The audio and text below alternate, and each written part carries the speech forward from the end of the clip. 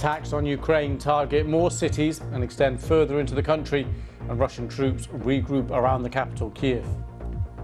We've just come through the last Ukrainian checkpoint.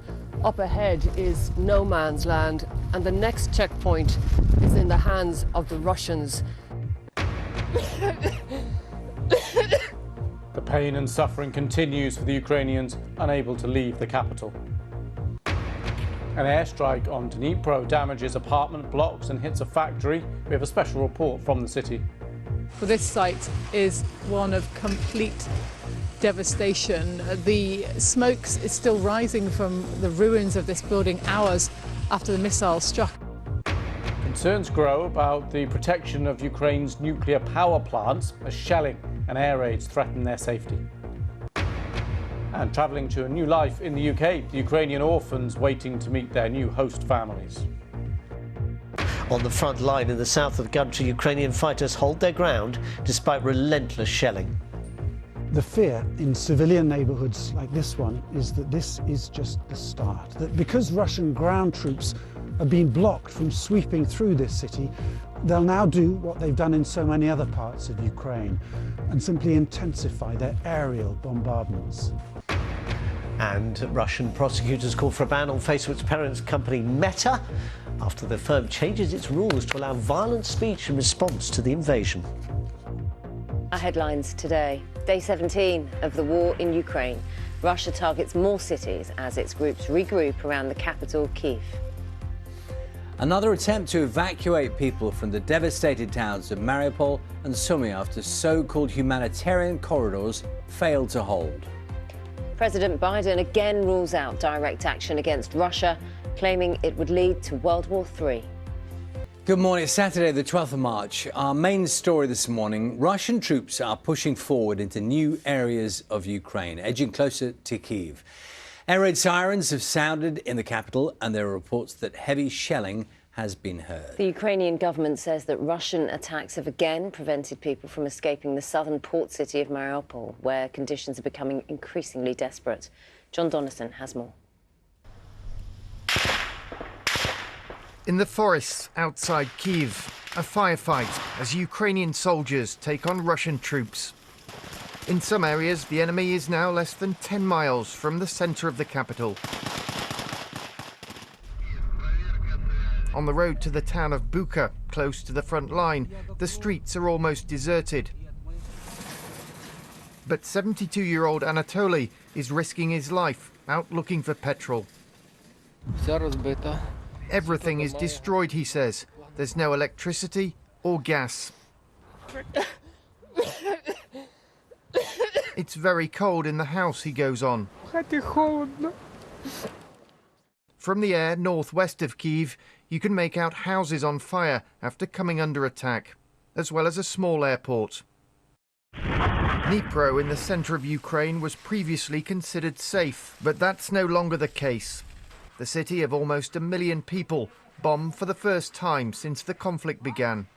We didn't ask them to come and save us, Irina says, as she cleans up some of the damage. We were doing fine in our own country. Some of the worst Russian shelling has come at night. This is the southern city of Mykolaiv on the Black Sea. At a local hospital, many of the injured are too fragile to be moved to safety. And doctors here say they want a no-fly zone. We cannot work under the bombs, under the rockets. It's dangerous. You want a no-fly zone enforced by the way? Yes, of course. Further east, the port city of Mariupol continues to be besieged. Speaking overnight, President Zelensky has said there will be another attempt to allow civilians to escape. Today, Russian troops also disrupted the work of most humanitarian corridors. But, despite everything, 7,114 people were saved from Enerodar, Bucha, Hostomel and Kostrovici. And these are 7,144 reasons to try to organise evacuation for Ukrainians from the besieged cities tomorrow and the day after tomorrow. Ukraine's international allies are continuing to ramp up sanctions, and there have been further warnings to Russia about the use of chemical weapons. Direct confrontation between NATO and Russia is World War III, something we must strive to prevent. But we already know Putin's war against Ukraine will never be a victory. He hoped to dominate Ukraine without a fight. He failed. All the while, the refugee crisis continues to grow. As the Russians widen their assault, less and less of Ukraine remains safe, and more families feel they have no choice but to leave. John Donnison, BBC News. Here's a mixed summary of today's main stories. Bringing you the latest on Ukraine, of course, with everything that's happened overnight. And John Donnison is taking us through all of that. Morning, John. Morning, Naga. Morning, Charlie. I think the thing we've really noticed in the last 24 hours is how this has spread out a bit more over Ukraine as the Russians seem to be intensifying their attacks, certainly widening it. Let's just start, as ever, by having a look at the map. You can see when it pops up in a moment, those areas in red around the outskirts of Ukraine, they are under full Russian control. The areas in red and white, they are where we think Russian forces are advancing. Now, one of the things you noticed this morning is we've got a lot more towns and cities on the map. That's because, as I say, the Russians seem to have been widening their assault. Lutsk up here in the west, Ivano-Frankivsk also in the west, and Dnipro, where the BBC's Sarah Rainsford has been reporting from. They were hit for the first time yesterday. In the south, Mariupol, that continues to be under siege. And we've got this town here, Mykolaiv, which is strategically important on the Black Sea. It gives access to the Black Sea. There we've seen some really fierce fighting.